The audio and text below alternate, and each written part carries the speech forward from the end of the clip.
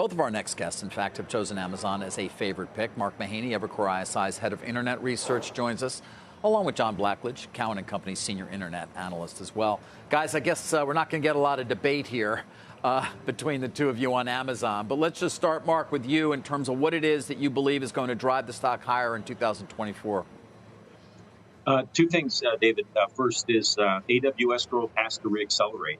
If you had known a year and a half ago that it was going to go from 30% year over year to 12%, you would have said it's going to dramatically underperform. It didn't quite do that, but it did for periods of time precisely because of that deceleration. So it needs to reaccelerate. We think there are data points out there. There's industry evidence that it will, but if it doesn't reaccelerate, Amazon stock is capped right here. And then second, you need to get this kind of continuing margin expansion. Both in the retail business and for the company free cash flow margins overall. We think that's going to happen. We're going to get record high North American retail margins for a variety of reasons, but including a greater cost discipline at the company, more advertising revenue.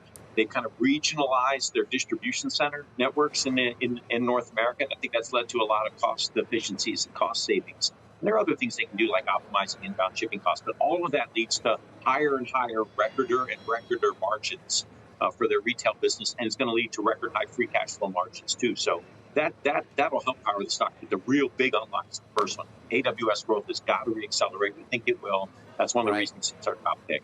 Got it. John, I would expect you're in a similar sort of making similar arguments. Let's focus on AWS. Do you agree they need to, and do you believe it will reaccelerate in terms of its growth rate?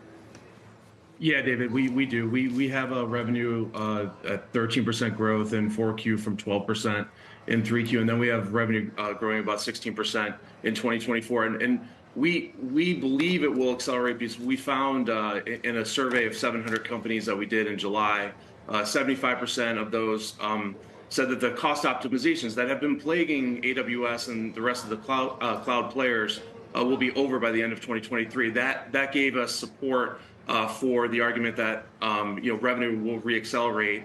And the second thing is I just think management's been more bullish at 3Q on near-term booking trends, which is a positive signal for future revenue growth.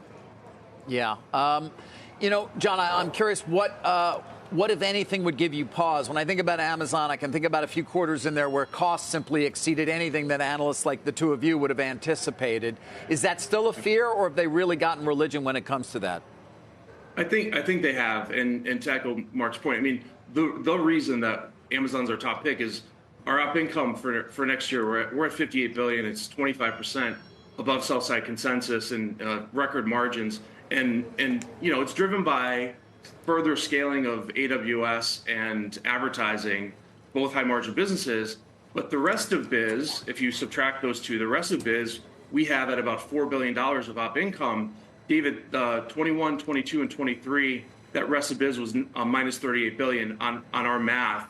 And there's a lot of things, that kind of went into that negative that have reverted. And I think we're going to be in positive territory, obviously, for 2024. And then, kind of going forward. The one thing I would call out, obviously, with this Gen AI, technology would be investment spend, CapEx spend at AWS.